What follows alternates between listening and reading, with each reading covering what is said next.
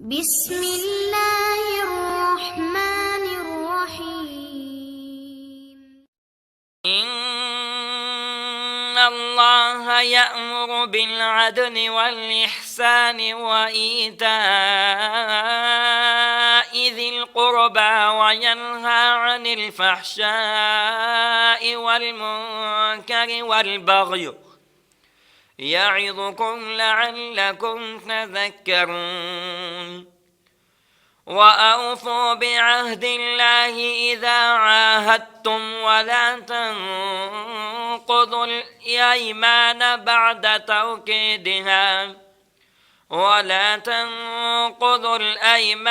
بعد توكيدها وقد جعلتم الله عليكم كفيلا إن الله يعلم ما تفعلون. ولا تكونوا كالتي نقضت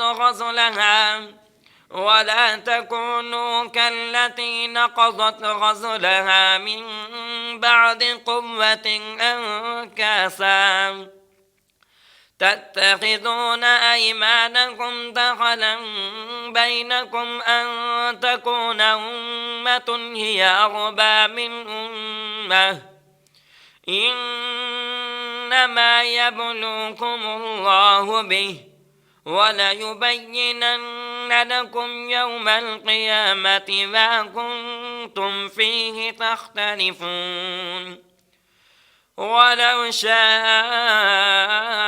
الله لجعلكم أمة واحدة ولكن يضل من يشاء ويهدي من يشاء ولتسألن عما كنتم تعملون.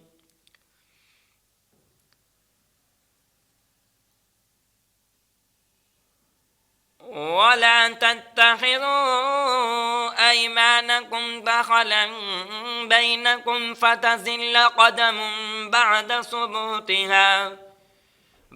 ثبوتها وتذوقوا السوء بما صددتم عن سبيل الله ولكم عذاب عظيم.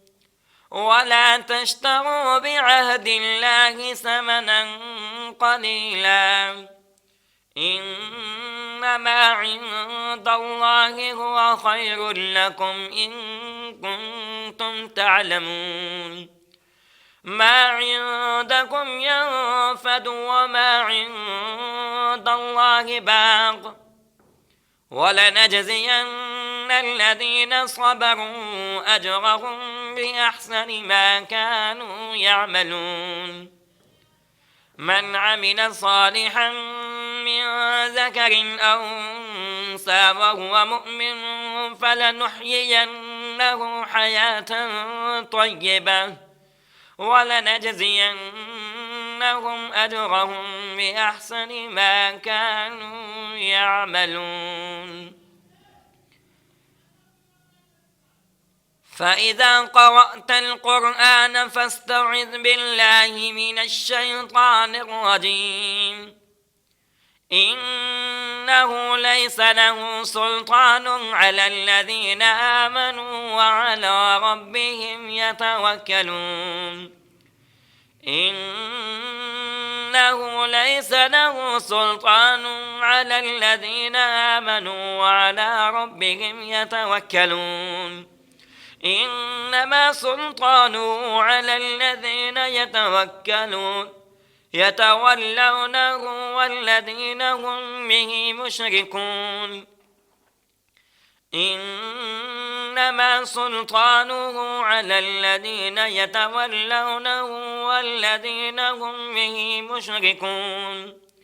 وإذا بدلنا آية مكان آية والله أعلم بما ينزل قالوا إنما أنت مفتر بل أكثرهم لا يعلمون. قل نزله روح القدس قل نزله روح القدس من ربك بالحق ليثبت الذين آمنوا وهدى وبشرى للمسلمين. ولقد نعلم أنهم يقولون إنما يعلمه بشر، لسان الذي يلحدون إليه أعجمي وهذا لسان عربي مبين.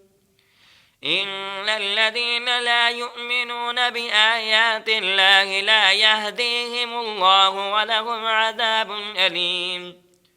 إنما يفتري الكذب الذين لا يؤمنون